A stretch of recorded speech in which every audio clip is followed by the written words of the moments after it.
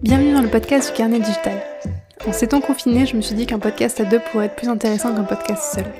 C'est pourquoi j'ai invité Maxence Albanel, un ancien élève que j'ai coaché pendant environ 1 an et qui depuis a bien évolué. À la base viré de plusieurs écoles de dessin sous prétexte qu'il n'avait pas le niveau, il vit aujourd'hui de son dessin car il a eu la maturité d'incorporer une notion importante à sa carrière, le marketing. Souvent considéré comme un gros mot pour les artistes les plus conservateurs, il n'empêche que c'est ce maillon manquant qui lui a permis de développer son projet, la publication de son propre livre de jeux de rôle. On parle aussi de campagnes de financement participatif de type Ulule, d'impression à la demande, de la différence entre auto-édition et autoproduction, et finalement de ces nouveaux moyens qui permettent aux illustrateurs de vivre de leur art sans pour autant dépendre d'un client. Voici donc ma conversation avec Maxence Albanel. Bonjour Maxence et bienvenue dans le podcast. Bonjour Sandre et merci de m'accueillir dans ton podcast. Avec plaisir. C'est vraiment un plaisir de t'accueillir aujourd'hui parce que du coup pour les personnes qui ne te connaissent pas, en fait Maxence, tu es un ancien élève que j'ai coaché et j'ai regardé tout à l'heure le Skype, mais ça fait 1 an pratiquement qu'on ne s'est pas parlé sur Skype et qu'on ne s'est pas parlé tout court finalement de vive voix. Et du coup, je me suis dit qu'on pouvait profiter de ce confinement pour un petit peu discuter ensemble, pour voir comment ça s'est passé pour toi déjà, le coaching à l'époque, comment tu l'as vécu, et surtout, ce que t'es devenu. Peut-être te présenter, peut-être un petit peu, qu'on reprenne peut-être depuis le début, pour savoir pourquoi est-ce que t'as décidé de prendre du coaching avec moi, comment ça s'est passé, quelle est ta prise de décision, quels étaient tes problèmes, et puis on viendra un petit peu à qu'est-ce que tu es devenu si ça te va. J'ai 25 ans, juste pour qu'on fasse un peu par rapport à l'âge et tout ça, pour mon parcours. J'ai fait 4 ans d'école d'art, sachant que j'ai été viré de toutes mes écoles d'art parce que en fait ils me trouvaient nul, j'étais nul en dessin et ils trouvaient que j'avais pas le niveau, que c'était pas mon truc à moi le dessin, je devais changer de job. Et moi tu sais quand t'aimes un truc tu peux pas, tu dois le faire. Et c'est pour ça que je me suis dit bon ok, j'ai été viré partout, je fais quoi? J'ai aucun diplôme, je suis un peu paumé et je sais pas pourquoi, mais à un moment j'étais tombé sur une de tes vidéos YouTube et genre t'avais fait un sondage, mais à un gars que t'avais de décrire en fait le sondage, ça me faisait penser à Antoine BM en fait. Ok. Et direct je me suis dit attends. J'ai l'impression qu'il y a un truc, tu vois. Et après, je t'ai envoyé un message, je crois. J'ai dit, mais tu connais pas Antoine BM? Et tu m'avais dit que oui. Et après, je me suis dit, ah ouais, mais attends, du coup, ça veut dire que cette fille, elle mélange le dessin et le marketing. Et je me dis, mais c'est ça qu'il me faut. Et c'est là où on a commencé à parler, on parlait du coaching. Et je me suis dit, ah ouais, mais en plus, voilà, je suivais déjà tes vidéos et je me dis, bah ok, on va tester. Et j'avais pris, je crois, au début 10 heures, tu sais, le pack normal, quoi. Ouais. Et on a tout de suite accroché parce qu'en fait, j'avais l'impression qu'on se comprenait vachement bien niveau dessin comme marketing. Du coup, j'ai trop accroché, quoi. Je me suis dit, ah ouais, mais en fait, c'était exactement cette personne qu'il me fallait, quoi. Ouais. Juste pour ceux qui connaissent pas du coup Antoine BM, ce serait peut-être intéressant qu'ils voient un petit peu, parce que c'est vrai que on a un peu tendance, nous c'est vrai qu'on a tendance à connaître un petit peu tout ça et parler de ça entre nous, mais c'est vrai que pour les artistes entre gros guillemets, le marketing c'est plutôt un gros mot et je pense que c'est du coup intéressant peut-être de parler d'Antoine BM. Donc Antoine BM, pour ceux qui le connaissent pas, c'est un YouTuber / plutôt entrepreneur. À la base, c'est plutôt un entrepreneur, hein, mais qui évidemment est présent sur YouTube et qui justement partage des astuces et des stratégies marketing. Du coup, marketing, c'est un petit peu l'art de se vendre ou vendre son art, vendre son produit. Alors, il est pas spécialisé particulièrement dans le dessin, mais c'est vrai que ces conseils sont applicables aussi au dessin. Donc, c'est peut-être pour ça que t'as senti un lien, parce que moi-même, je regardais ces vidéos à l'époque, ça je regarde un petit peu moins maintenant, mais c'est vrai que on a un peu tendance à se dire il faut qu'on travaille son dessin à tout prix, alors que potentiellement le marketing aussi est quelque chose d'important et c'est en ça peut-être que je t'ai semblé différente de d'autres profs, j'imagine. Bah c'est ça, mais c'est exactement ça. Bah je t'ai trouvé, je me suis dit bah super, on a un peu les mêmes terrains d'entente et moi je voulais vivre de mon dessin. Franchement, enfin c'est ça mon but de mon dessin, de mes illustrations et mes produits en ligne. Je crois que le coaching a duré environ une bonne année, je crois quand même. Ouais, je pense qu'à peu près 1 an, peut-être un tout petit peu moins, mais à mon avis c'était pratiquement 1 an, ouais. Ouais, du coup, finalement les 10 heures sont devenues plutôt. Oui, il y a eu beaucoup plus que 10 heures. Hein. Je me souviens qu'il y a eu beaucoup plus que 10 heures. T'en avais pris plusieurs fois des packs. Ouais. Mais c'est vrai que je pense que avec toi, c'est vrai que c'était assez différent. D'habitude, les coachings sont plutôt axés dessin, pur et dur. Même si maintenant je m'adapte un petit peu parce que les coachings que je prends sont plus des personnes qui ont suivi des formations chez moi parce que du coup ça me permet de savoir quelles notions ils ont déjà acquises et quelles notions ils n'ont pas acquises et du coup que je peux leur apporter en coaching. Avec toi, ce qui était intéressant, c'est que t'avais notamment fait Émile Cole. Alors t'avais pas terminé du coup le cursus, c'est ça ? Non, j'étais 41e sur 42e. Comme quoi, on peut réussir même si on est en bas du classement et que finalement, un classement, c'est juste un chiffre, donc ça sert à rien de se baser là-dessus. Mais oui, c'est vrai que t'avais déjà eu à peu près le même enseignement que moi, même si potentiellement t'avais pas terminé le cursus, mais c'était déjà, disons que t'avais déjà des connaissances et que c'est pour ça que je pense que je t'ai peut-être plus apporté sur le marketing en tant que tel, que peut-être le dessin, même si il y a eu aussi, je me souviens des cours de dessin, on a parlé notamment de cours de BD, de narration dans la BD, etc. C'est surtout ça auquel je me souviens avec toi. Parce qu'en fait, là, j'ai essayé de m'en souvenir et je me suis dit qu'en fait, ce que j'aimais bien, en fait, dans tes cours, c'était ce côté, je faisais marketing et dessin en même temps, mais dans le sens où tu me préparais plus, en fait, à devenir illustrateur et pas forcément m'améliorer techniquement, tu vois, en dessin, même si, évidemment, je me rappelle des cours et ça m'a marqué. Il y a des fois où, voilà, moi, j'en avais marre, en fait, de mon faible niveau en dessin et je me suis dit, ok, Sandre, est-ce que tu peux juste me corriger à balle un dessin? Et je me rappelle, t'étais ultra tatillon et tout ça, et je me suis dit, mais waouh, c'est ouf.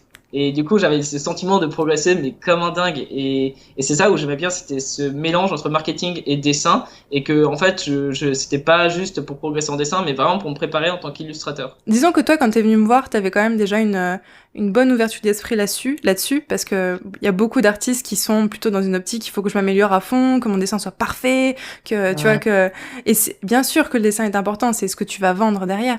Mais à un moment donné, si tu n'es pas, par exemple, si tes dessins ne sont pas disponibles en ligne, si tu n'as pas de portfolio, si tu n'as pas de site, si tu n'as pas de book, comment veux-tu, tu vois, que quelqu'un, une entreprise ou quoi que ce soit intéressé par ton travail et tombe sur ton travail, tu vois.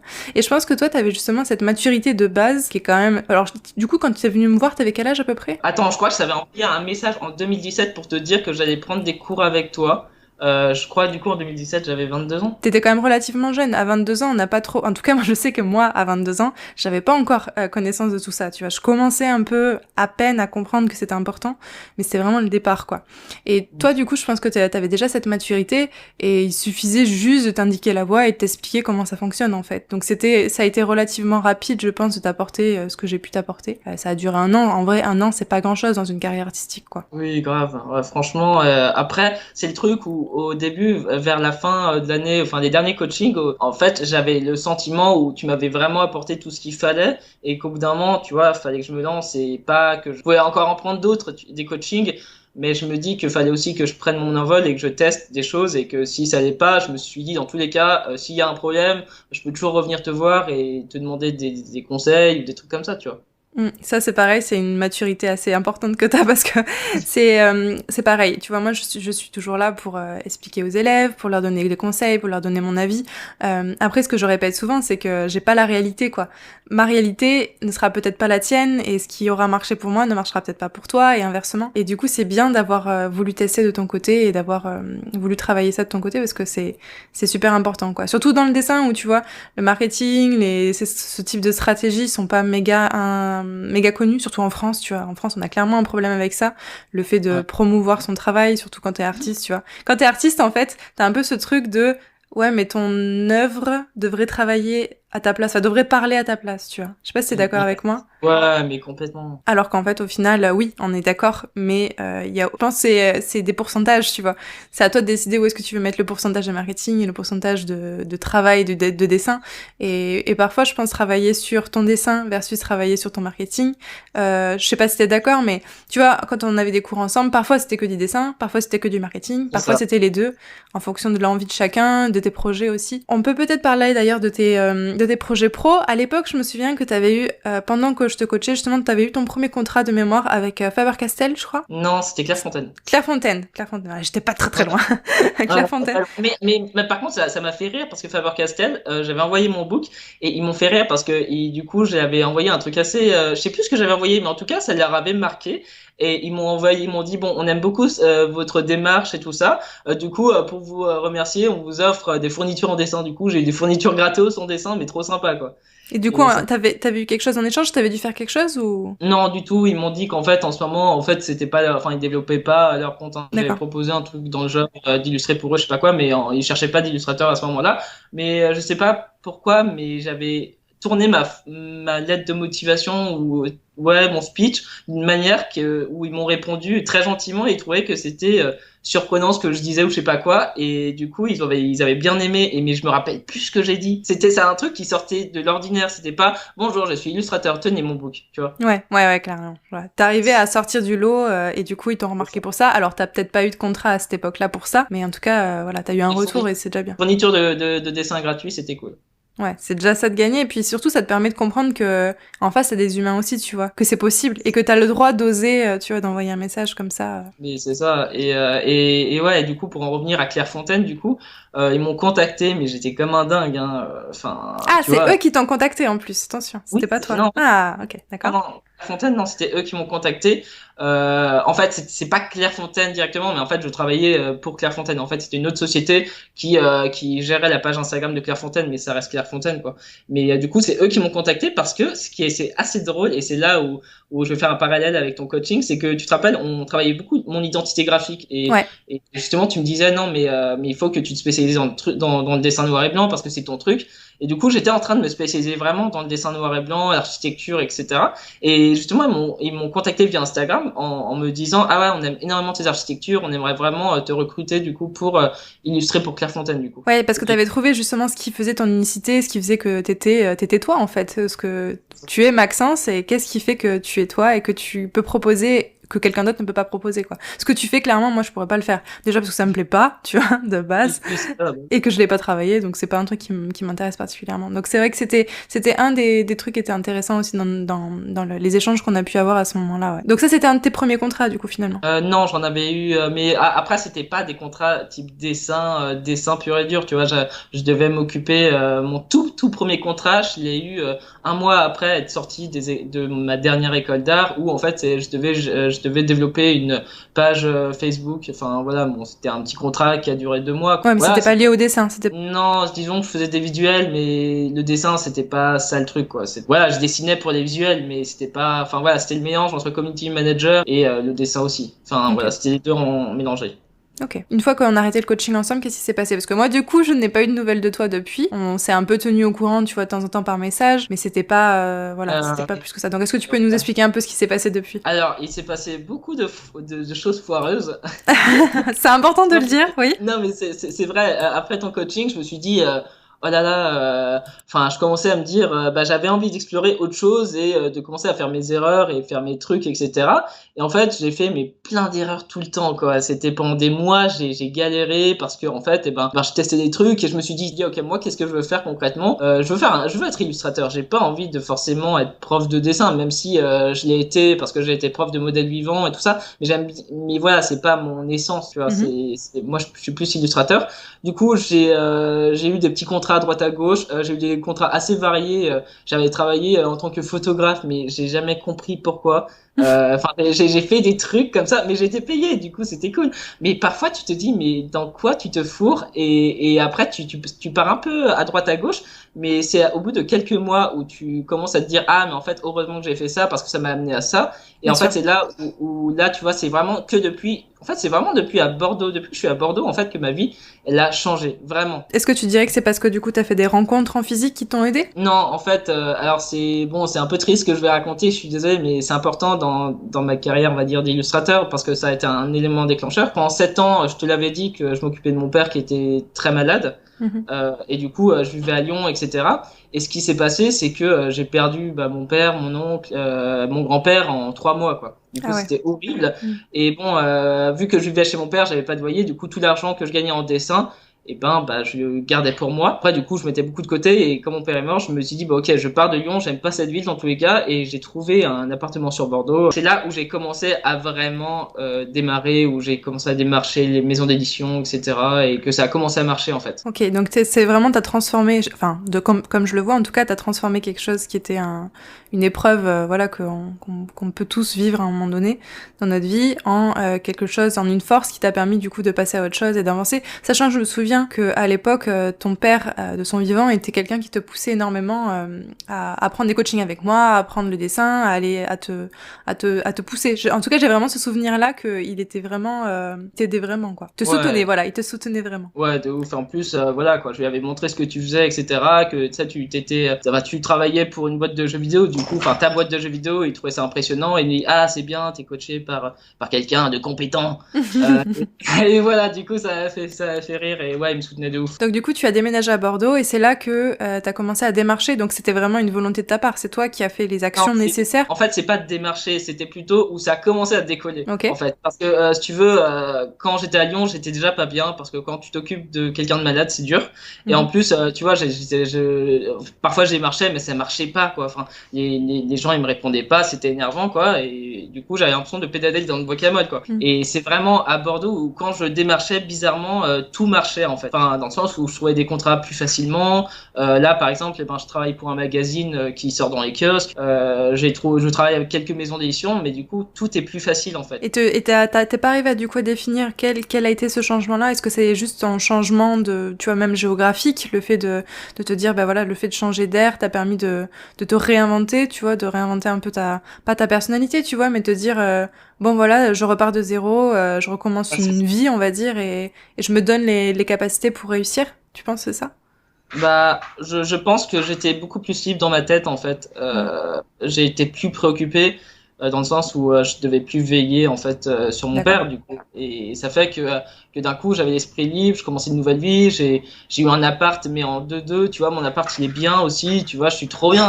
Enfin, je suis juste trop bien, du coup, je suis dans les bonnes circonstances pour trouver facilement, quoi. Et puis là, vu que je commence à vraiment développer mon identité graphique, c'est plus facile parce que les gens me contactent parce que je fais ça, tu vois. Ouais, parce que tu es toi et parce que tu fais ce truc spécifique. Et du coup, c'est vrai que je me souviens qu'on a eu un cours d'ailleurs comme ça où tu te posais la question de est-ce que tu devais être plutôt générique, enfin pas générique, mais tu vois, avoir polyvalent, je dirais plutôt, avoir une polyvalence assez importante versus, tu vois, être très spécialisé et faire grosso modo ce que toi tu aimes. Je sais pas si tu te souviens de ce cours-là. Complètement, parce que oui, ça me trottait beaucoup dans la tête, parce que quand beaucoup d'illustrateurs te disent non, mais il faut être polyvalent et que eux ils gagnent pas leur vie, c'est là où tu te poses des questions, en fait. Écoutez plutôt les personnes qui font, enfin en tout cas qui font ou qui ont ce que tu veux. C'est ça. Exactement. Donc c'est vrai que du coup tu t'es plutôt spécialisé, donc au final tu fais très peu de choses qui ne te plaisent pas, ou enfin comment ça se passe actuellement là au niveau de tes contrats? Est-ce que tu te retrouves à faire des contrats qui sont un peu plus trop, enfin un peu polyvalents, génériques on va dire, ou est-ce qu'au contraire tu fais des choses très spécialisées et très nichées dans une niche quoi? Alors là, moi mon objectif quand même cette année c'est de plus travailler en freelance, c'est de vendre que des produits sur internet de mes dessins, des produits que je développe. Par exemple j'avais développé un carnet, on en avait parlé je crois. Voilà, je développe des cartes postales, mais des choses un peu débiles, tu vois, des choses à des goodies, quoi. Mais ça, c'est plus quelque chose que je préfère faire, d'envoyer des colis, créer des produits, en fait, que forcément donner des cours de dessin ou être freelance, en fait, parce que je me rends compte que la plupart des contrats, c'est compliqué parce que la plupart, en fait, respectent pas ton métier et c'est super énervant. Et du coup, maintenant, quand j'ai un contrat, quand quelqu'un me contacte, eh ben, je facture ultra cher, tu vois. Comme ça, je suis sûr que, voilà, le gars, je lui dis, bon, voilà, ça, c'est mes tarifs. Si t'as pas envie, si t'essayes de baisser enfin, je lui dis pas ça, mais en gros, le gars, il comprend bien que c'est mes tarifs et que je vais pas les baisser, quoi. Oui, c'est ta valeur que tu te portes à toi-même, à ton travail, et que de toute façon, si la personne n'est pas intéressée en face, bah c'est pas grave, il y a d'autres illustrateurs, simplement toi tu baisseras pas parce que ça correspond à ce que tu vaux, quoi, parce que t'as défini que tu valais, en fait, tout simplement. Et ça, c'est pareil, c'est une forme de maturité que peu d'artistes ont. Enfin, je sais pas si c'est de la maturité ou une forme d'estime de soi ou de respect de soi, parce que on a tendance à, tu vois, à se dire qu'on n'est pas assez, qu'on dessine pas assez bien, que on sera pas assez rapide, que X ou Y. Et donc, du coup, on se dit, en baissant mes tarifs, peut-être que, tu vois, ça me permettra de compenser mon manque, tu vois. Et c'est triste parce qu'au final, en effet, t'as raison, la plupart des clients ne respectent pas ton travail parce qu'ils ne se rendent pas compte du travail derrière. En fait, dans tous les cas, si quelqu'un essaie de baisser ton tarif, c'est un mauvais payeur. Et dans tous les cas, il fera tout pour pas te payer. En fait, j'ai remarqué, c'est pour ça qu'il faut jamais baisser ses tarifs. Enfin, c'est le truc, tu peux faire des packs de tarifs, tu vois. Tu peux dire, bon, voilà, si tu prends 5 illustrations, je te le fais à je sais pas, 150 euros au lieu de 200 euros l'illustration, tu vois. Mais si la personne négocie trop, enfin, laisse tomber, quoi.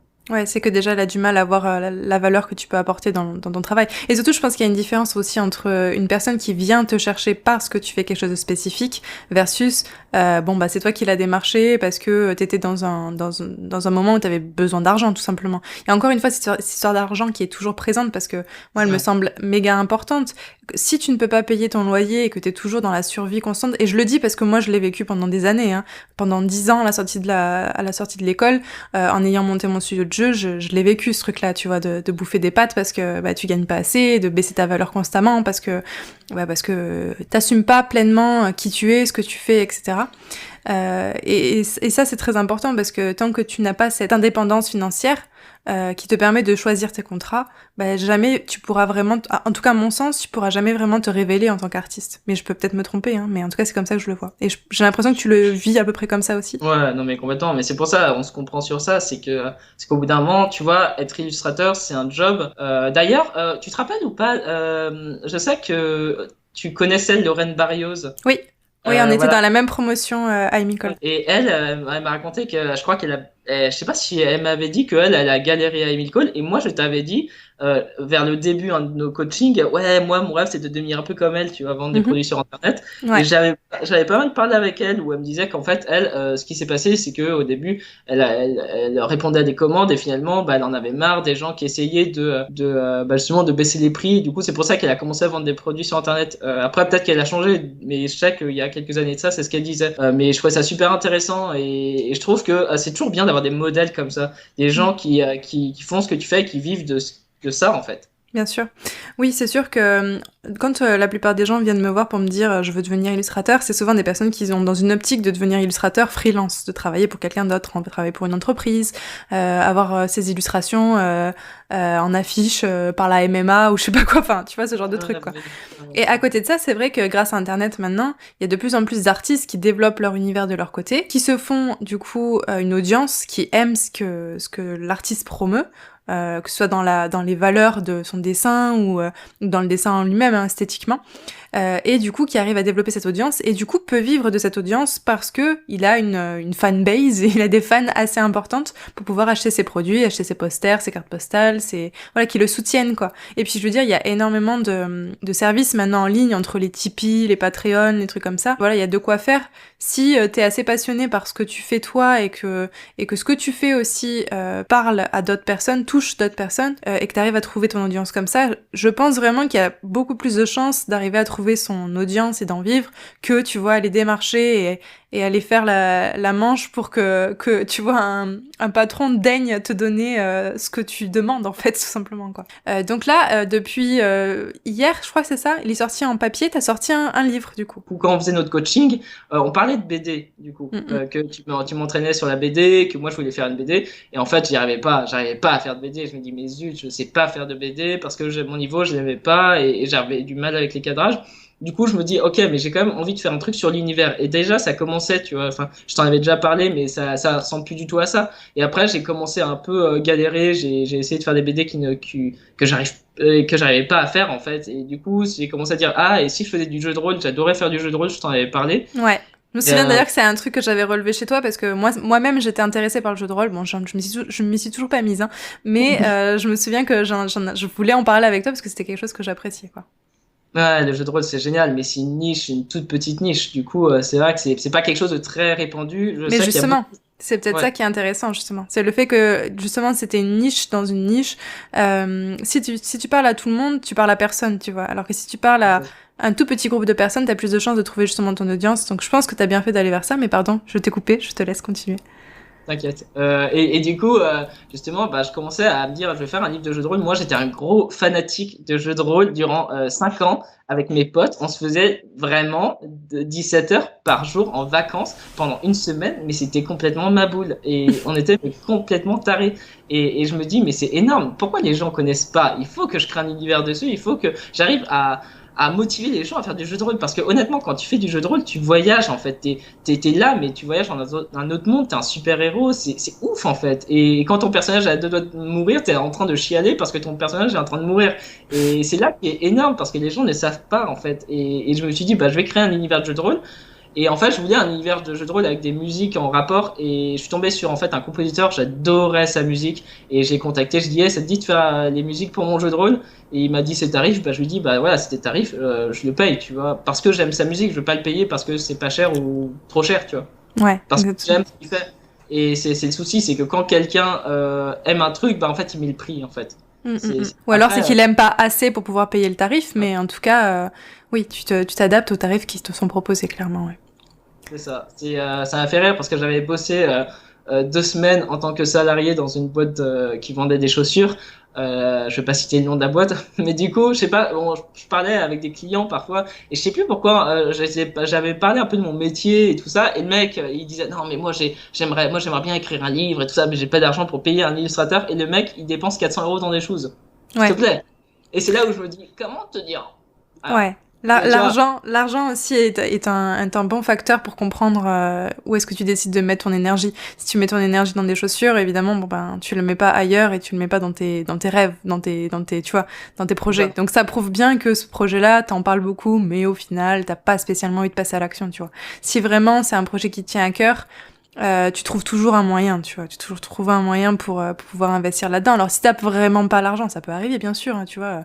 Là, logiquement, moi, je considère que quiconque potentiellement nous écoute a un minimum d'argent, tu vois. Ça veut dire que t'as accès à Internet, t'as accès à un ordinateur ou un téléphone, enfin un smartphone. T'as un minimum, tu vois. On a toujours tendance, moi la première, à dire ah j'ai pas d'argent, j'ai pas d'argent. Oui, mais après, il faut vérifier aussi où est-ce qu'on dépense son argent. Tu vois, il y a des personnes qui vont aller à Starbucks pour dépenser 8 € pour un café. Bon, bah après, voilà, faut définir quelles sont tes priorités.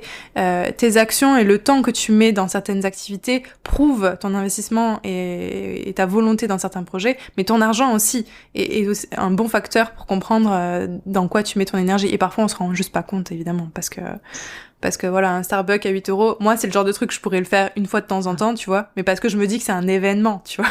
Oui, Je vais c'est le ça. siroter, le machin. Donc c'est important. Ok, je veux bien que tu nous parles un petit peu plus du coup de ton projet. Donc c'est un livre de jeu de rôle. Alors alors j'y connais pas grand-chose en jeu de rôle, et puis je vais considérer que l'audience non plus n'y connaît pas grand-chose.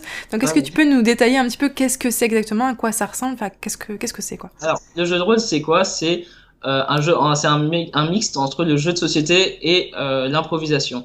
En gros, tu es autour d'une table, il y a un MJ, un maître du jeu, qui crée un scénario en fonction du livre, de l'univers du livre qu'il a lu, et après, il va faire jouer un scénario aux joueurs, et chaque joueur a une fiche personnage, et du coup, ils font vivre aux personnages des aventures suivant le scénario, et les personnages, justement, eux, ils peuvent un peu faire ce qu'ils veulent. Et le but du MJ, du maître du jeu, pardon, c'est justement de reguider tout le temps les joueurs vers son scénario, sans que les joueurs s'en aperçoivent. Et Ouais. la différence entre le jeu de société et le jeu de rôle, c'est que le jeu de société, tu dois faire une action, deux actions, trois actions, c'est autour de l'autre, etc. Alors que là, dans le jeu de rôle, tu peux être dans le MJ va te dire, bah voilà, t'es dans un bar, je sais pas, il fait chaud, il y a beaucoup de monde, voilà, qu'est-ce que tu fais? Et le joueur dit, bah, je sais pas, je danse tout nu sur une table. Bah, tu peux le faire, tu vois. Et c'est vrai, et c'est énorme parce que, enfin, tu peux. En fait, c'est ça qui est génial, c'est que dans le jeu de rôle, tu peux faire tout ce que tu veux. Et en fait, tant que le MJ te dit pas, ah, t'es en train de défoncer mon scénario, tu vois, c'est bon là, ça casse le truc. Mais voilà, c'est ça qui est génial. Ok. Et du coup, ton livre, en fait, exactement, c'est quoi? C'est justement un support pour le MJ? C'est un jeu de rôle à part entière avec la partie univers où c'est le domaine de Sid Mills, mais c'est toute une région en fait. Mais Sid Mills, c'est la ville principale où c'est très orienté ésotérique, alchimie. Bah oui, c'est ça, un peu cynomancie, Dessler, c'est des jobs que j'ai un peu créés, mais en gros, c'est pour montrer l'ésotérisme du jeu où les aventuriers vont explorer la ville, ils voudront développer leurs énergies ésotériques et voilà, le but c'est de découvrir aussi les mystères de la ville ou de la région. Et c'est ça le but. Et il y a des règles de jeu, il y a, voilà, pour jouer, tu as une fiche personnage avec des règles, etc. Donc, si je comprends bien, c'est un livre où à l'intérieur tu vas avoir. J'essaie de l'expliquer de manière pragmatique parce que je suis quelqu'un de pragmatique, ça me permet de mieux comprendre. Mais Ouais, c'est donc tu vas avoir une partie description d'univers en fait où tu vas décrire un ouais. univers tel qu'il est avec, j'imagine, le lieu géographique, la politique, les espèces présentes, etc. Une partie du coup avec une trame principale, donc il y a une réelle histoire que le MJ doit suivre, c'est ça? Non, même pas. En fait, c'est juste, en fait, pas du tout. C'est ça, c'est dans les extensions qui vont venir. C'est juste l'univers. Là, je décris décrit juste l'univers, les villes, comment elles se construisent, l'architecture, l'ambiance générale, si la ville c'est une ville qui est considérée comme riche ou très pauvre. Enfin, tu vois, tous les détails un peu techniques de l'univers que les MJ pourront reprendre dans leur scénario. D'accord. Et à l'intérieur, du coup, tu as créé des personnages qui sont des personnages un peu principaux. Si on devait comparer par exemple à un film, tu as donc, on va dire le cadre, le contexte. Donc on a dit l'aspect géographique, etc., politique, machin. Et tu as des personnages principaux, on va dire, ou pas du tout. C'est vraiment quand c'est toi en tant que joueur qui dois créer ton propre personnage. En fait, il y a des métiers. Tu choisis un métier, par exemple, je sais pas, tu as envie d'être un alchimiste. Il y a l'alchimiste, il y a la fiche de l'alchimiste. Tu vas dire, bah, ok, je joue un alchimiste. Voilà, il a ces compétences-là, ces compétences-là. Tu vas tirer les dés. Tirer les dés, ça veut dire que tu vas voir combien t'as, je sais pas, en intelligence, en ésotérisme et en physique. Et en fait, suivant les dés, bah voilà, tu vas jouer une personnalité plutôt peut-être timide, plutôt peut-être, je sais pas, grande gueule. Enfin, tu vois, c'est en fait en fonction des dés que tu tires, et ben tu vas adapter ton personnage. D'accord. Et du coup, il n'y a pas vraiment de visuel de personnage autre que du PNJ, enfin comment c'est déjà PNJ? Personnage non joueur, je vais y arriver. Des personnes non joueurs, mais du coup, il y aura pas vraiment de rôle principal du genre, peut-être, je sais pas, s'il y a un roi et le roi il est connu, donc du coup, tu vas représenter le roi. Est-ce qu'on a ce genre de choses ou pas du tout? Non, non, pas. En fait, non. Dans le jeu de rôle, disons que c'est une imagination commune. C'est dans le sens où il n'y a pas de visuel concret. Il y a des visuels dans le livre hein, pour se représenter un peu le style graphique du livre. Mais en soi, tu imagines ce que tu veux et il n'y a pas de personnages principaux en fait. C'est chaque joueur est le héros de son histoire. Et en fait, en fonction de tes actions, tu vas avoir plus ou moins, tu vas augmenter tes compétences ou tu vas peut-être perdre un bras en combat, je sais pas. Et en fait, chaque chose que tu vas faire, va avoir des conséquences sur ton joueur. Bien sûr. Ok, donc si je comprends bien, c'est comme une espèce de noyau commun à tous les joueurs qui vont jouer à ce jeu-là, qui permet d'avoir les règles connues. Par exemple, si je compare à des choses qui existent, on a l'univers classique, par exemple, du Seigneur des Anneaux. Tu vois, je dis ça parce que j'ai regardé le Hobbit il y a pas longtemps. Mais tu vas avoir les elfes, tu vas avoir les nains, les trolls, voilà. Comme ça, au moins, tout le monde a le même vocabulaire, a le même contexte en tête pour pouvoir ensuite, j'imagine, avoir des actions qui sont crédibles par rapport à l'univers qui a été créé. C'est bien ça? C'est un peu ça, sauf que dans chaque jeu de rôle, il n'y a pas forcément que des elfes et des orques. Oui. Non, là, c'est un exemple d'univers, mais j'imagine que oui, c'est pas toujours le même type d'univers qu'on a d'un livre à l'autre. Mais je commence à comprendre un peu mieux. Et du coup, tu as engagé une personne pour créer les musiques du jeu. Donc, j'imagine que c'est des musiques. Comment ça se passe? Comment tu fais pour les écouter? C'est un truc. Là, si je veux les écouter, je peux les écouter directement, ou est-ce qu'il faut que j'achète le livre? Il y a un CD, je sais pas, ça existe encore les CD? Ce qui s'est passé, juste pour revenir dans le contexte de la création du livre, c'est que quand j'ai commencé à créer le domaine de Sid Mills, en fait, je commençais à écrire, etc. Et je commençais à bien avancer. Et bon, encore une fois, on va parler pour ceux qui n'ont pas forcément beaucoup d'argent. Du coup, je me suis dit, j'ai envie de payer un compositeur, rémunérer un compositeur. Le compositeur va me coûter tant et j'ai pas forcément tant sur mon compte, tu vois. Et j'ai dit, du coup, ce que je vais faire, c'est que pour compenser ça, je vais essayer de faire un financement participatif sur Ulule. Et du coup, j'avais mis comme objectif, atteindre 500 euros pour juste payer les impressions du livre, comme ça, au moins. Ce sera ça de gagner. Et finalement, j'ai eu 2100 euros j'ai eu beaucoup de contributeurs, j'étais au top. Du coup, j'ai financé les impressions plus le compositeur entier. Non, et c'est comme ça du coup que finalement j'ai rien déboursé de ma poche grâce au financement participatif. Ok. Et alors, est-ce que du coup, tu aurais des conseils pour les personnes qui voudraient potentiellement sortir un projet en financement participatif? Parce que du coup, comment ça se passe? T'avais déjà une audience qui t'a permis du coup de financer ça? Est-ce que tu arrives à définir qui sont ces personnes qui ont décidé d'acheter? Est-ce que c'est des personnes qui sont tombées sur la page d'accueil de Ulule parce que on voit ton projet en page d'accueil? Je sais pas exactement, tu vois, comment ça se passe. Est-ce que tu peux détailler un petit peu plus Alors, ça? le financement participatif, pardon, tu vas déjà rire, mais il y a des gens parfois qui me contactent, qui me disent, ouais, voilà, j'ai un projet de financement participatif, parce qu'en fait, moi, je suis un accro au financement participatif. Je crée des campagnes très régulièrement. Et du coup, ça fait que je commence à avoir d'expérience dedans. Mais du coup, voilà, moi, je sais que maintenant, ça m'éclate de coacher du coup des gens pour les aider à créer leur financement participatif. Mhm. C'est des trucs un peu à part. Là, il y a quelqu'un là qui m'a contacté pour ça il y a pas très longtemps. Du coup, on va voir ce que ça donne. Mais voilà, le financement participatif, pardon, c'est un art à lui tout seul. Franchement, la première campagne de Seed Mills, d'ailleurs moi j'ai été coaché aussi pour mes campagnes, mais avant, enfin après Seed Mills, du coup j'ai pas pu, j'ai fait plein d'erreurs sur ma campagne Seed Mills. J'aurais pu avoir beaucoup plus. Et en fait, le financement participatif, il y a trop de choses à dire. Le conseil, c'est juste en fait déjà avoir une bonne audience et avoir au moins quelques membres de ta famille qui contribuent au départ pour faire un peu grossir la cagnotte. Parce qu'en fait, les gens, quand il y a personne qui donne, personne n'a envie de donner. Bien sûr. Et c'est ça qui est horrible, c'est qu'en fait, j'ai eu de la chance, c'est que j'ai eu quelques membres de ma famille qui ont direct donné, du coup, ça a fait grossir la cagnotte, et du coup, il y a ensuite des inconnus qui ont commencé à donner. D'accord. Et ces inconnus, du coup, t'arrives à définir si c'est parce qu'ils venaient de ta page Facebook ou de Ah, Ulule en tant que tel? inconnu, je dis plutôt en fait, bah, c'est soit de l'audience, soit des gens qui viennent du. D'accord. Ok. Donc Ulule lui-même peut t'apporter en fait des contributeurs en fait. Alors, juste petite précision, Ulule peut t'apporter des contributeurs si ton projet est bien placé, parce qu'en fait, t'es classé hein, sur Ulule, t'as un classement.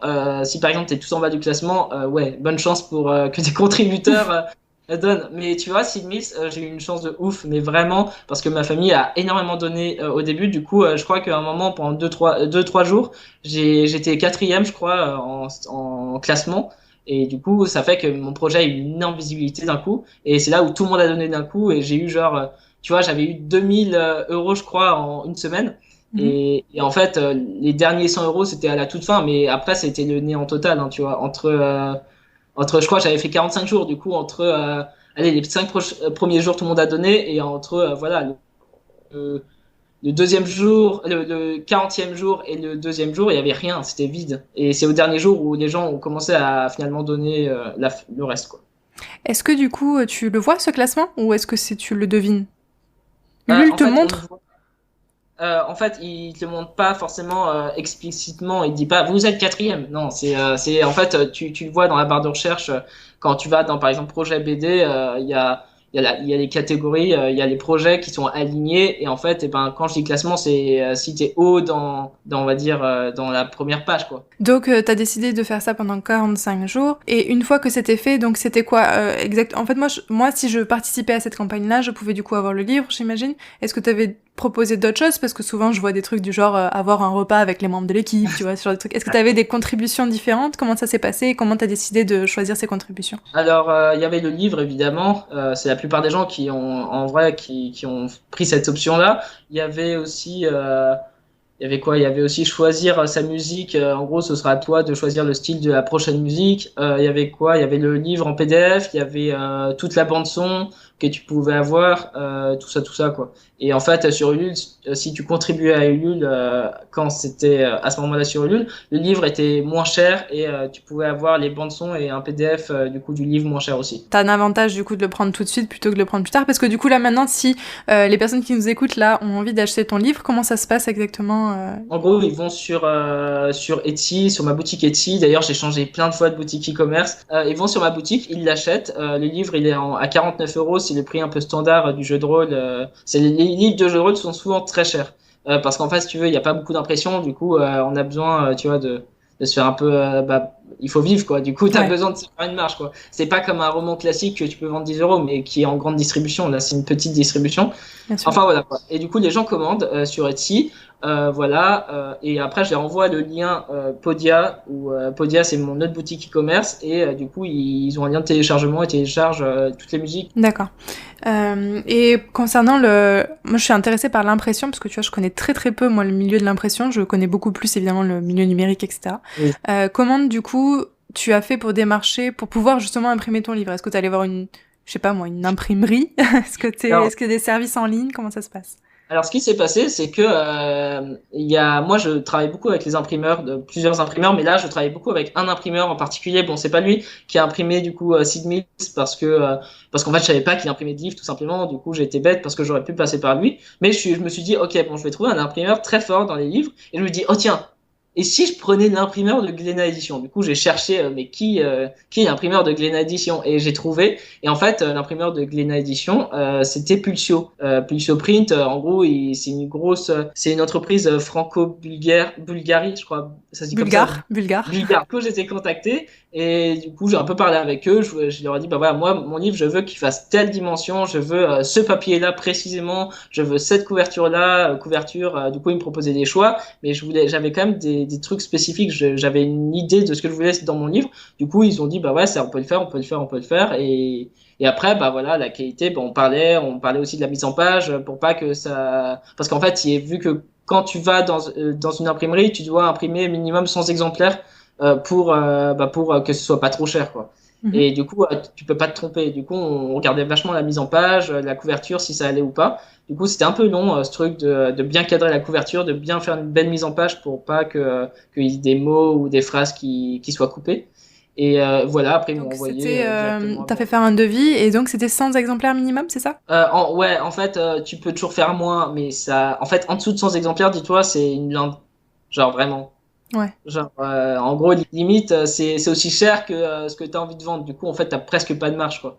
Ouais. Ouais, c'est toujours un peu le problème. C'est pour ça que peut-être la solution financement participatif est quand même vachement intéressante parce que ça te permet de sortir cet argent-là pour pouvoir payer justement ton imprimeur, j'imagine. Or, si t'avais pas eu ça, t'aurais pas pu et t'es même pas sûr du coup que tu vas vendre assez de livres pour pouvoir être rentable au final. Bah, c'est ça. Après, du coup, on parlait avant l'interview de l'auto-édition et de l'autoproduction. Il y a une différence importante. C'est que l'auto-édition, c'est que quand t'as fini ton livre, tu le mets, je sais pas, sur Amazon, ou tu le mets sur The Book Edition ou sur lulu.com. Et là, voilà, tu gères pas les stocks, tu gères pas les ventes, t'as pas de boutique e-commerce, les gens ils achètent ou pas, tu t'en fous. Donc. Le système, c'est que du coup, c'est du print à la demande, c'est ça? D'impression à la demande. Donc, pour expliquer un peu pour l'audience potentiellement si vous connaissez pas, l'impression à la demande, c'est tout simplement un client va acheter, donc il va mettre le produit dans son panier, il va mettre sa carte bleue, ça va envoyer une information du coup à l'imprimeur, comme quoi il doit imprimer un exemplaire de ce livre, et une fois que c'est fait, il imprime le livre, il le monte, etc. Il le met dans un petit carton et il l'envoie au client.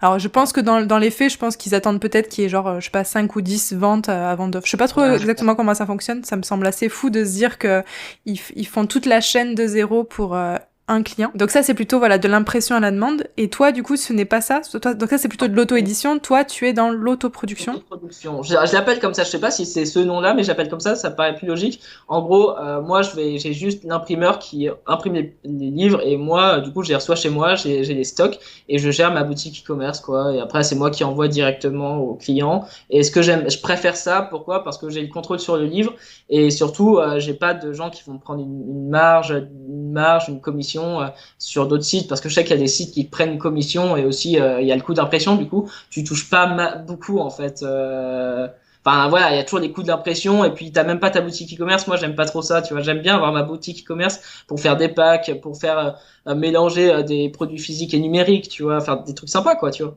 Ouais, t'as plus de contrôle sur tes stocks, sur ce que t'as envie de faire, etc. Alors que l'impression à la demande, ok, alors c'est une liberté parce que j'imagine que t'as pas besoin de te taper le fait de prendre ton livre, le mettre dans un carton, marquer l'adresse, tu vois. Moi, je vends des trucs, je vends parfois des petites affaires sur Le Bon Coin ou sur Price Minister, tu vois, des livres ou des jeux vidéo comme ça.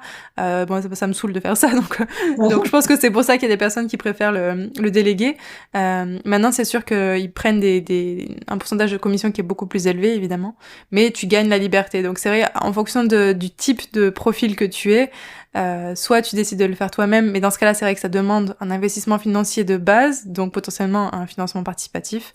Soit, à l'inverse, t'as pas cet argent-là de base et tu dois faire tout de zéro. Et démarcher, j'imagine que c'est beaucoup de travail aussi. Moi, ça me semble énorme comme travail, tu vois, de contacter, ouais, de démarcher, d'avoir toutes ces informations d'impression, tu vois, pour savoir tes marges perdues, etc. Tous ces systèmes-là, je pense que c'est quand même pas mal d'aller-retour à faire. T'as mis à peu près combien de temps entre la fin de la création du livre de manière numérique, c'est-à-dire voilà l'illustration, montage, mise en page, etc. et les allers-retours avec l'imprimeur? Pas si longtemps parce que j'étais très réactif et eux aussi. Du coup, je dirais un mois. Ah ouais, en fait non, ça va, ok, d'accord. Ouais, c'est beau, c'est beau. Je m'attendais plus entre 3 et 6 mois, tu vois, comme délai. Non, Ok. quand même. Hein. Franchement, non, ils sont rapides. Hein. Ils sont rapides. C'est ça qui est cool, c'est qu'ils sont efficaces. Ils font en plus vraiment la qualité du livre, mais elle est là, quoi. Je veux dire, tu sens que c'est un livre ou ça aurait pu être, enfin du coup, bah ça aurait pu être vraiment un livre. Enfin, c'est un beau livre, quoi. C'est pas un livre à la The Book Edition ou à la Lulu où c'est très standard, où la qualité, il y a une bonne qualité, tu vois, mais ça se voit que c'est de l'auto-édition. Et alors que ce livre, il est vraiment beau, quoi. Enfin, c'est vraiment. Alors, je vante un peu les mérites du livre, mais c'est eux, ils ont fait un travail de ouf. Enfin, tu vois, c'est du papier glacé. La couverture, elle est rigide. C'est super agréable au toucher quand tu touches le livre. Enfin, c'est énorme, quoi. Enfin. Ça, c'est important en plus parce que justement, je pense à l'ère du numérique, tu vois, tout numérique, justement d'avoir un objet physique chez soi tiré de ton artiste préféré, tu vois, c'est clairement un truc où tu peux te démarquer clairement. Alors, c'est du travail, mais derrière, je pense que tu dois être assez fier d'avoir un objet physique Ouais, carrément, dans les mains. carrément. Et puis voilà, encore une fois, c'est pas fait pour tout le monde. Gérer une boutique e-commerce, c'est pas forcément fun tout le temps. C'est pas forcément fun aussi tout le temps d'envoyer, je sais pas, bah, des colis. Moi, ça m'éclate. Très honnêtement, c'est pour ça que je le fais. C'est parce que j'ai un intérêt à le faire et parce que je trouve ça plus intéressant de tout produire à moi-même. Je me considère un peu comme illustrateur, éditeur parfois. Je me dis ça dans ma tête, mais qui sait, peut-être c'est ce qui va se passer, hein, peut-être sur le long terme. Bah peut-être. Bah chaque je produis. Là, tu vois, je suis en train de bosser sur les prochaines extensions de mon livre et voilà. Mais je vais aussi l'imprimer, etc. Et ça m'éclate en fait de la création à la production et au livre papier. C'est génial comme expérience. Ça a l'air en tout cas assez chouette. En tout cas, t'en parles d'une manière très passionnée, donc je trouve ça vraiment bien. Parce que je pense que ça, en effet, ça plaît pas à tout le monde. Enfin, c'est pas quelque chose qui parle à tout le monde. Et si toi déjà c'est quelque chose qui te parle et qui te plaît, encore une fois, c'est quelque chose qui fait ton individualité et du coup tu peux te démarquer par rapport à n'importe qui. Donc c'est vraiment chouette. Du coup, actuellement, alors le livre là vient de sortir donc physiquement hier, tu m'as dit, c'est ça, sur Etsy. C'est vendredi, je crois. C'est sorti, mais c'était vendredi qui est sorti, mais ouais, bref. Début du mois de novembre donc. Et donc c'est quoi là les projets à venir? Donc tu parlais du coup de faire une suite, une extension, c'est ça? Ouais, en fait sur Podia, mon autre boutique e-commerce, toi aussi, je crois que tu l'utilises. J'ai changé maintenant, j'ai changé, j'ai utilisé, ouais. Ce que je fais, je travaille toujours avec le compositeur où j'ai renouvelé son contrat, où en gros, juste pour parler un peu, parce que je sais que c'est une question qui me revient tout le temps, c'est mais du coup comment tu travailles avec le compositeur? Parce que je sais pas, c'est une question, je sais pas, les gens ça les fascine, mais bref, du coup je vais expliquer quand même. Alors le compositeur, du coup, ce qu'on fait, c'est que on se parle énormément, je lui envoie des textes ou des illustrations et il compose une musique comme ça. Je lui donne beaucoup de références musicales dans le style Sid Mills. Bon, en vrai, il en a plus besoin maintenant parce qu'il est vraiment adapté à l'univers, quoi. Il le connaît par cœur et il lit dans mes pensées maintenant. Enfin, c'est bon, quoi, tu vois. Il a plus de références, il y a plus besoin de ça, quoi. Et après, il s'imprègne du texte, il va commencer à composer 1 minute. On a un drive où on envoie toutes les musiques. Je lui dis, ok, ça, tu pourrais le retravailler. Ça, j'aime bien. Alors, je suis un peu relou, genre, je dis, j'aime bien le moment entre la 26e seconde et la 31e seconde. Faudrait que tu le refasses, enfin, tu vois. C'est des trucs un peu relous, tu vois, mais c'est ce qui enrichit vraiment la musique. Et après, voilà, après, quand la première minute est validée, bah, il fait la suite et après, je sais que ça va être bon parce qu'en fait, dès la première minute, tu sais que la musique va être bien ou pas, quoi. Ouais, va être dans ce que tu penses ou non. Ouais. Donc vraiment, en fait, c'est comme s'il faisait un peu, si on devait comparer au dessin pour nous, c'est tu fais le croquis d'abord et puis une fois que le croquis est validé, tu fais le reste de l'illustration, quoi. C'est ça. Et là, je suis en train de voir pour janvier si je peux pas embaucher un autre compositeur. Mais lui, il sera dédié en fait que pour les musiques type combat, épique et tout ça parce qu'il est vraiment vraiment excellent ce compositeur. C'est un pote en fait qui est très fort sur ça. Et du coup, Shadoko, le compositeur avec qui je bosse, lui, il est plus dans l'ambiance ésotérique, mystère et tout ça. Il est très fort là-dedans. Et mon autre compositeur, du coup, bah lui, il est très épique, dynamique, etc. Et lui, par contre, il se chargera que des musiques pour des extensions. En gros, on pourra pas les trouver sur YouTube ni sur aucune plateforme. Ouais, c'est bien. Tu fais de l'exclusivité aussi, comme on disait tout à l'heure, avec le fait que le prix est plus élevé pour le livre, mais en même temps, c'est de la rareté aussi, donc ça justifie le prix, quoi. Donc, dans les prochains jours, semaines, mois à venir, ça sera ça, l'extension. Est-ce que tu as d'autres projets ou est-ce que tu as d'autres choses Beaucoup trop de projets, c'est horrible. Non, je rigole. Non, mais si, j'ai beaucoup de projets parce que là, tu vois, là, j'ai parlé avec une maison d'édition où peut-être qu'ils vont me mettre sur un livre de jeu de rôle en tant qu'illustrateur.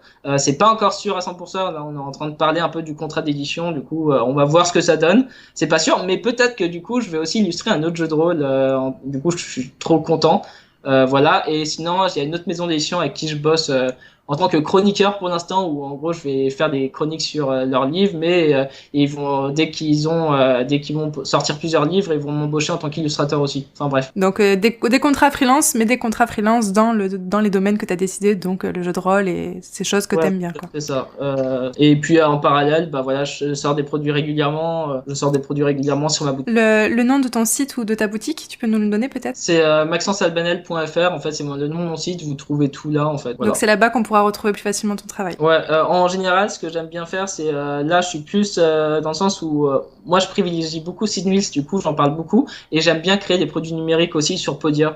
Par exemple, des sketchbooks, chose que je fais chaque année ou chaque année, je fais un rassemblement de mes meilleurs dessins en sketchbook numérique. Et si ça a du succès en numérique, bah je l'imprime, je fais de l'impression, quoi. Ça c'est intéressant, c'est une des stratégies qui fonctionne la mieux, c'est de tester d'abord qu'est-ce qui fonctionne le plus pour ensuite derrière le proposer en contenu payant ou en contenu physique clairement, plutôt que de se dire, c'est comme quand tu vas voir un client et qu'il te demande de faire 3 déclinaisons par exemple d'un logo ou d'une illustration, enfin qu'importe, tu lui fais 3 trucs, tu sais qu'il y en a un des 3, il est parfait le truc, tu vois, tu l'aimes trop, pourtant t'as passé trop de temps dessus, il est génial, et en fait là t'as ton client qui choisit le plus moche, quoi, tu vois, ou enfin celui que t'aimais le moins en tout cas, tu vois. Et en fait on a toujours une perception erronée entre ce que nous on aime bien et ce que les autres aiment bien, et alors c'est important de s'écouter aussi, mais c'est aussi important quand t'es dans une histoire de finance et d'indépendance financière, de savoir qu'est-ce qui va plaire aussi en face, parce que c'est le client qui achète, c'est le client qui te fait vivre, et donc c'est pour ça c'est intéressant de faire ce système là, de proposer d'abord en numérique, et ensuite quand ça fonctionne bien de le faire en papier, en physique. Bah d'ailleurs tu vas rire, mais c'était une anecdote, enfin c'est un peu bête, mais c'est ce que je fais pour ma page Instagram où maintenant je publie un peu moins qu'avant, et en fait ce que je fais c'est que parfois je me dis il faut que je poste sur Instagram, et je me dis parce qu'il y a des dessins que j'aime trop, tu vois, et je me dis non, je les aime trop, du coup ça va pas marcher, et je me dis quel dessin j'aime pas du tout que je vais mettre, et à chaque fois, la dernière fois j'avais mis un dessin que je détestais, je crois que c'est une de mes meilleures publications, et je me dis non t'y crois pas, c'est le truc où tu te sens trop mal parce que tu n'aimes pas ce dessin et tout le monde dit il est fantastique, tu vois. Ouais. C'est un peu. Mais c'est intéressant ça aussi, parce que encore une fois on a toujours tendance à se juger un peu trop sévèrement, et en fait le nombre d'élèves que je vois qui font ça aussi, qui se sabotent, en fait c'est du sabotage, parce que du coup ils s'empêchent de faire des choses, s'empêchent de poster sur internet, de mettre ça sur leur book ou leur portfolio, leur galerie Instagram, etc. Et en fait au final c'est ça qui permet de développer leur audience, travailler plus, pratiquer plus, parce qu'évidemment quand t'as un retour sur tes dessins ça te motive aussi à en faire plus, évidemment, parce qu'on est humain, tu vois, on a besoin aussi de retours humains, quoi, de feedback. Juste un truc qui me marque vraiment de plus en plus, c'est pour tous les illustrateurs, je pense que c'est important de le dire. Et bon, c'est un peu, je sais pas comment vous allez le prendre, mais c'est important parce que je pense que c'est quelque chose que justement on oublie trop souvent, mais moi je me dis tout le temps, ok, quand j'ai un dessin qui a beaucoup de likes, je me dis ok super, mais en fait c'est pas les likes qui me font vivre, tu vois, les clients qui achètent ce que je fais, eux ont tellement plus d'importance parce que c'est eux qui te font vivre. Il faut jamais l'oublier que c'est facile de liker un dessin, c'est facile de le partager, mais il faut jamais se baser sur ça, tu vois. Oui, il y a toujours une différence entre juste un soutien facile, type un like ou un commentaire, ce qui est toujours agréable, encore une fois, on est d'accord. L'idée, c'est aussi de changer la vie de quelqu'un, que ce soit juste grâce à un dessin ou, tu vois, mais d'être sûr que du coup la personne derrière a conscience de la valeur que tu peux apporter. Et ça, souvent, malheureusement ou non, j'en sais rien, ça passe par la finance, parce que c'est ce qui te fait manger, en fait, c'est ce qui te fait vivre, c'est ce qui te...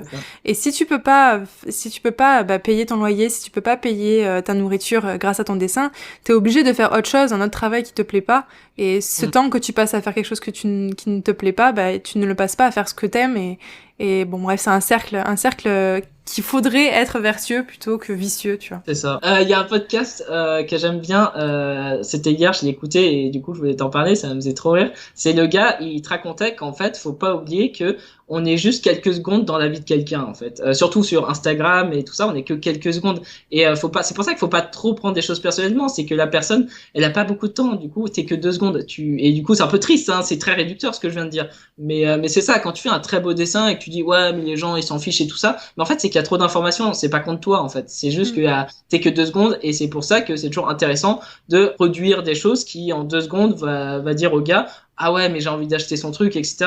Oui, c'est sûr que il y a énormément de concurrence et justement, c'est encore une fois cette histoire de trouver une niche aussi parce que quand tu tombes sur, imaginons, tu vois, à l'époque où on se parlait, et je pense que c'est ce que tu fais encore en ce moment, c'est vraiment des architectures à l'encre, des architectures à l'encre. Ok. C'était ton truc. Je pense que t'as pas changé. Ça n'a pas changé, non. Voilà. Ben, du coup, cette niche, on va dire que c'est une niche finalement, l'architecture à l'encre, ben, évidemment, tu auras plus de chances de plaire à des personnes qui aiment ça si tu te cantonnes à ce truc-là. Alors, faut pas non plus que tu t'enfermes dans un truc et qu'au final, t'aies du mal à en sortir. Mais en faisant ça, t'es sûr que la personne qui va tomber dessus, bah, elle va apprécier ce que tu fais puisque si elle te follow, si elle a regardé ta galerie, c'est pour cette raison-là, tu vois. Elle est pas venue chercher des animaux mignons au pastel, tu vois. Enfin, ça a pas de sens, quoi. Ça, c'est important. Et en effet, oui, comme tu dis, t'es juste une microseconde dans la vie de quelqu'un d'autre et c'est pour ça qu'il faut faire quelque chose de percutant, qui fasse jouer les émotions et qui voilà, qui soit pas vide de sens non plus. Et je pense que quand on comprend ça, on arrive aussi à se connecter à un humain, parce qu'en fait c'est ça, le dessin c'est un langage, on essaie de communiquer avec un autre humain par l'image, et après bon, évidemment il y a toutes les questions ensuite de dessin pur et dur, de règles et de lois à comprendre, la composition, l'anatomie, etc. Oui. Mais une fois que t'as passé ce cap-là, la seule chose que tu essayes de faire, en fait, c'est simplement de communiquer avec un humain, quoi. C'est exactement ça. Et d'ailleurs, c'est assez drôle. Il y a pas très longtemps, non, c'était il y a quelques mois, j'avais un peu googlisé mon nom. Enfin, je le fais assez régulièrement, tu vois, comme tout le monde, quoi. Et quand tu tapes parfois Maxence Alvanel, il y a le mot architecture qui sort et ça me fait C'est toujours vrai? rire. Mais oui, mais je sais plus. Je crois qu'il apparaît plus. Mais il y a une période où il apparaissait. Du coup, je me dis, parce que je crois que ça veut dire que plus en fait, les gens, en fait, c'est-à-dire que quand t'as des suggestions Google, c'est-à-dire que les gens tapent ce mot-clé, en fait, si Ça. j'ai bien compris. Ouais, Et du coup, ça veut dire que ça m'a fait rire, ce truc. J'ai de même. rigolé quand j'ai vu ça. De Enfin, même, ils bref, ont défini que t'étais la personne qui faisait de l'architecture. ça m'a fait rire. Mais je sais pas s'il existe encore, mais je sais que c'était il y a quelques mois où j'étais vraiment en surproduction d'architecture et c'est peut-être pour ça que j'ai dû être googlisé comme ça. Mais Bah écoute, merci beaucoup en tout cas Maxence. J'avais une petite question, une dernière petite question, c'est moi j'aime bien en fait un problème qu'on a en fait en dessin, c'est qu'on se rend pas compte, tu vois, les progrès qu'on a pu faire. Donc ce que j'aime bien faire avec justement mes élèves, c'est mes anciens élèves du coup maintenant, c'est de leur dire en fait si tu pouvais revenir en arrière et revoir le Maxence de sortie de l'école par exemple, quel conseil tu lui donnerais? d'être téméraire, Ouais. ouais, je pense. Plus ouais, téméraire, tu vois, genre pas le courage. Enfin, pour moi, téméraire, c'est le truc où il y a une partie d'inconscience, tu vois. Tu sais, tu dis ok, je vais là, tu vois, et t'es pas en mode trop calculateur. Ouais, tu fonces en fait. Et puis même si tu te prends un mur, c'est pas grave. Ouais, c'est ça. Je pense que ça, c'est être plus fonce dedans et tu t'en fous en fait de ce qui se passe. Au final, faut avoir une dose un peu d'inconscience, je pense parfois. Oser plus avec inconscience quoi. C'est ça. Mais par contre, à part ça, je pense que heureusement que j'ai fait autant d'erreurs parce que c'est grâce à ces erreurs-là, au final, que je suis arrivé là. Et je pense que, tu vois, si j'avais réussi mon année Emile Cole, par exemple, on se serait jamais rencontrés. Et je pense que toi, t'as été vraiment, je pense, le moteur qui a fait que je savais où j'allais, même si au début, après, je me suis un peu cassé la gueule, tu vois, mais j'avais une direction un peu plus précise. Alors que, tu vois, je sais que je parle beaucoup avec des gens, à deux anciens collègues, et eux, ils sont perdus, quoi. Ils disent, ok, j'ai fait 5 ans d'Emile Cole, mais qu'est-ce qu'ils font après, quoi? Ils font rien. Ils sont en train de faire un job alimentaire et ils ont pas de projet concret, quoi. Ouais, parce qu'ils n'ont pas eu justement potentiellement ces conseils de professionnalisants derrière qu'on n'a pas. Parce que moi, c'est pareil, hein, je les ai jamais eu ces conseils professionnalisants. Il a fallu que je me forge moi-même, il a fallu que je lise des bouquins, il a fallu que, tu vois. Et c'est justement ce que j'ai essayé de te partager. C'est un peu tout ce que moi j'ai pu apprendre, tu vois, en 10 ans, et essayer de te les condenser en quelques heures et essayer de te les exprimer de cette manière-là, parce que je pense que les écoles n'ont pas le temps en fait de t'expliquer ça. Je pense que les écoles ne veulent pas. C'est un peu différent. Je pense qu'en vrai, moi, si j'étais une école d'art, alors c'est peut-être horrible ce que je veux dire, mais si j'étais une école d'art, j'aurais peut-être pas envie en fait de donner des conseils marketing et tout ça, parce que le problème c'est que l'idée d'une école d'art c'est de faire rêver les gens, et du coup il faut forcément qu'il y ait des gens qui sortent du lot. Faut pas que tout le monde réussisse. Alors c'est un peu cru ce que je dis, hein, attention, hein, mais je pense qu'une école d'art va pas te former parce qu'en fait, eux, ils te forment juste au dessin et ils veulent juste que quelques éléments s'en sortent en fait pour faire rêver les gens. Pas parce que si tout le monde réussit moyennement, il y a plus personne, tu vois. Si tout le monde réussit, en fait, il y a plus personne à citer, à montrer du doigt, et c'est pas un bon truc marketing, je trouve. Ouais, puis il y a des concurrences aussi qui se font, j'imagine, les uns les autres, et du coup ça fonctionne pas. Alors que si t'as juste 5-6 personnes dans le lot pour chaque promotion qui sort du lot, ça permet justement en effet de les voir briller, et c'est les noms que tu retiens quand tu parles de cette école, j'imagine. C'est vrai, j'avais jamais vraiment pensé à ça, mais c'est vrai que c'est sûr qu'une école, c'est une industrie. Je pense à Imilcol, je pense à d'autres écoles. Hein. Faut pas oublier qu'Imilcol, moi à mon époque, c'était 8 000 € l'année. 4 ans, ça fait 32 000 €, quoi. 32 000 € l'éducation. Alors, je suis contente de l'avoir fait, hein, mais c'est quand même une sacrée somme, quoi. Bah, tu sais, j'y ai pensé avant mon coaching, du coup, avant, pardon, l'interview, je me suis dit, et si j'avais converti l'argent que j'ai dépensé en école d'art dans ton coaching, je pense que, tu vois, tu te rends compte quand même la différence. Les gens ne veulent pas payer des coachs en dessin ou des professeurs en dessin parce qu'ils disent c'est trop cher. Mais en fait, ce que t'apportes 1000 fois plus qu'une école d'art à 8 000 €, tu vois. Et ça, faut pas l'oublier que c'est ça que j'adore dans les cours particuliers, c'est que t'es présent pour la personne. Tu t'adaptes à la personne en face, ouais. C'est ça. Surtout que quand t'as du coaching comme ça, la plupart du temps, ce que j'essaie de faire, c'est de savoir l'objectif de la personne en face, tu vois. C'est un des premiers trucs qu'on a fait ensemble, c'est qu'il fallait qu'on définisse quels étaient tes objectifs. Est-ce que c'était des objectifs en dessin? Est-ce que c'était des objectifs de professionnalisant, tu vois. Et à partir de ça, ensuite, on décide une stratégie. Moi, c'est ce que j'adore faire. Moi, les stratégies, tu vois, c'est mon truc. Étape 1, on fait ça. Étape 2, on fait ça. Tu vois, premier mois, on fait ça. Troisième mois, on fait ça. Et je pense que c'est ça qui manque la plupart du temps, c'est avoir un recul sur ce que tu fais, avoir un recul sur les étapes. Quelle est l'étape d'après, tu vois? Quand tu sors d'une école d'art, ok, c'est quoi l'étape d'après, tu vois? La plupart du temps, l'étape d'après, c'est tu fais un portfolio et tu essaies de démarcher des entreprises. Mais comment tu fais quand l'entreprise, elle a pas besoin de toi, tu vois? Ouais, c'est ça. Surtout dans une époque comme actuellement, tu vois, en époque de Covid, où on est dans la crise et que c'est encore plus compliqué. Qu'est-ce que tu fais, quoi? Donc c'est vrai que prendre des coachs ça peut être une solution. Bah, tu vois, j'ai un pote, un des potes avec qui je garde vachement contact, c'est un pote de jeu de rôle, on se connaît depuis maintenant 7 ans, et le mec, il a un beau niveau technique, hein. Honnêtement, il me dépasse en dessin, hein. Moi, je me considère pas comme un très bon dessinateur, mais lui, tu vois, graphiquement, ça déchire ce qu'il fait, il dessine vraiment très bien, il a un niveau technique assez dingue, et pourtant, il a toujours pas trouvé de clients, même de gens qui l'ont embauché, tu vois, il a dû avoir un client, et c'est tout, quoi. Et c'est peut-être ça aussi le problème, c'est que les écoles ont tendance à te faire croire que ton niveau n'est pas assez bon. Enfin, tu n'as pas encore assez le niveau en dessin. D'ailleurs, c'est ce qu'on t'avait dit, hein. Je me souviens, tu m'avais dit que voilà, l'école là, tu t'avais dit que t'avais pas le niveau en dessin. Par rapport à quoi? Tu vois, déjà par rapport à quoi? Pourquoi? Pour quel objectif? Enfin, tu peux pas en fait dire ce genre de choses. Mais bon, bref, ça c'est un autre sujet. Mais en tout cas, oui, l'école ne te forme pas au reste en fait, et c'est peut-être ça aussi qu'il faut arriver à travailler. Donc je trouve ça intéressant que tu vois, ton profil est intéressant. Tous mes élèves ont des profils totalement différents les uns des autres, et c'est ce que j'adore justement dans le fait de coacher, c'est que du coup c'est toujours des nouveaux challenges et toujours des nouveaux problèmes à résoudre et des nouvelles situations, tu vois, à régler. Donc c'est vraiment trop chouette, et donc je suis contente de t'avoir eu, tu vois, qu'on ait pris le temps en fait de faire ce call là, parce que c'est aussi une manière pour moi d'en savoir un peu plus sur toi aussi, de savoir où t'en es, qu'est-ce que t'es devenu, etc. En vrai, c'était plus ça que je voulais savoir, puisque j'utilise un peu la chaîne pour que comme ça, au moins, tu vois, je me dise, ok, j'ai fait un truc, qui est aussi utile à d'autres personnes et qui potentiellement peuvent inspirer des nouvelles personnes à se dire qu'en fait, c'est possible, qu'il y a d'autres manières, tu vois, de vivre du dessin. Là, t'es pas obligé d'être salarié dans une entreprise ou freelance pour des entreprises. Tu peux aussi te créer ta propre activité, et t'as d'autres manières de le faire. Simplement, en France, c'est légèrement moins connu, mais c'est ce qui est intéressant aussi, c'est qu'en France, vu que c'est un peu moins connu, potentiellement il y a plus de place. Bah, c'est exactement ça. Franchement, j'aurais pas dit mieux. Bon, tant mieux. On va finir sur ça alors. En tout cas, merci beaucoup Maxence. Donc on peut te retrouver sur maxencealbanel.fr, c'est ça? Ouais, maxencealbanel.fr. J'ai un Instagram m.albanel, et après il y a mon livre Sid Mills que vous verrez sur mon site web dans tous les cas. Ça marche. On va regarder ça de très près en tout cas. Et puis écoute, je te dis à bientôt, et puis j'espère qu'on pourra se refaire potentiellement une nouvelle, un nouveau podcast ensemble dans, je sais pas, 2 ans, pour voir un petit peu où t'en es et comment ça se passe. Ah mais carrément, ça me ferait plaisir. C'est vrai que c'est trop bien toujours de communiquer. Et puis écoute, je te dis bon après-midi, et puis à ceux qui nous écoutent, à la prochaine, au prochain podcast. À bientôt. À bientôt. Salut. Si vous avez écouté cette interview jusqu'au bout, vous pourriez peut-être être intéressé pour que je vous coache personnellement comme j'ai pu le faire avec Maxence. Si c'est le cas, vous pouvez aller sur lecarnetdigital.com/coaching pour avoir plus d'informations. Le lien est dans la description.